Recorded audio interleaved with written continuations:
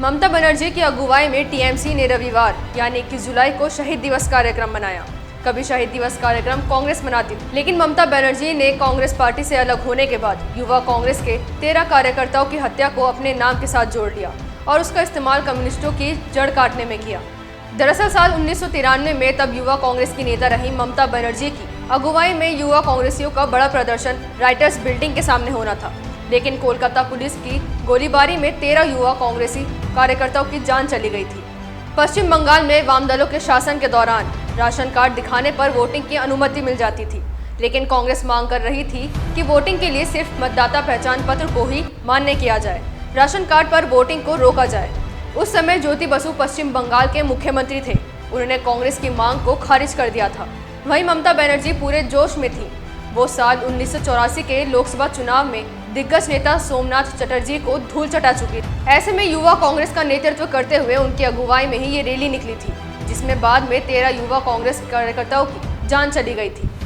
बंगाल का साथ मैं चाहती हूँ हिंदुस्तान का रिलेशन अच्छा हो। अरे शुरुआत हुआ आपका लिए, आपने आके हम लोगों को बहुत हम आपको शुक्रिया अदा करती हूँ। हम आपको पार्टी को, समाजवादी पार्टी को पहले अभिनंदन करने चाहूँगी कि यूपी में जो खेल आपने दिखाया, अभी तो बीजेपी को रिजाइन करना चाहिए था, लेकिन उसको शर्म कम होता है।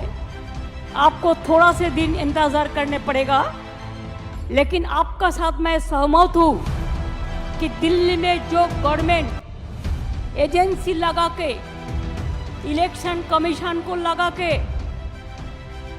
डरा के जो गवर्नमेंट ले आया, वो स्टेबल गवर्नमेंट नहीं है। कोई भी दिन हो जा सकता है, जैसे कभी धूप आता है, बारिश होता है, उसका बाद ऐसे बहुत दिन हो गया। Enough is enough. आज के আমার সাথে শ্রদ্ধেয় সুভাদা, আমাদের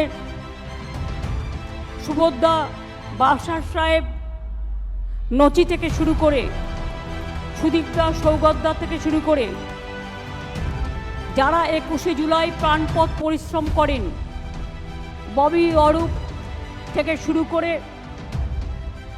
সুজিত থেকে শুরু করে, আমি আমার ফিল্ম স্টার যারা এসছেন, দেব থেকে শুরু করে, শতাব্দী থেকে শুরু করে, জুন মালিয়া থেকে শুরু করে, শ্রাবন্তী থেকে শুরু করে, টোটাল টেলি স্টাফ যারা এসছেন, রাজ চক্রবর্তী থেকে শুরু করে, আমার স্পোর্টস পার্সন যারা এসছেন, তাদের সকলকে, আমাদের টেলি স্টারের যারা এসছেন তাদের সকলকে, আমি 21শে जुलाई शहीद परिवार সকলকে।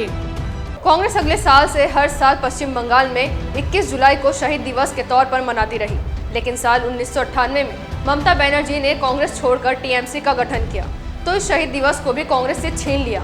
इसके बाद से 21 जुलाई को टीएमसी हर साल बड़े पैमाने पर शहीद दिवस मनाती है, जिससे ममता बनर्जी पश्चिम बंगाल में सीपीआई के खिलाफ खुद के तने रहने के तौर पर प्रस्तुत करती हैं।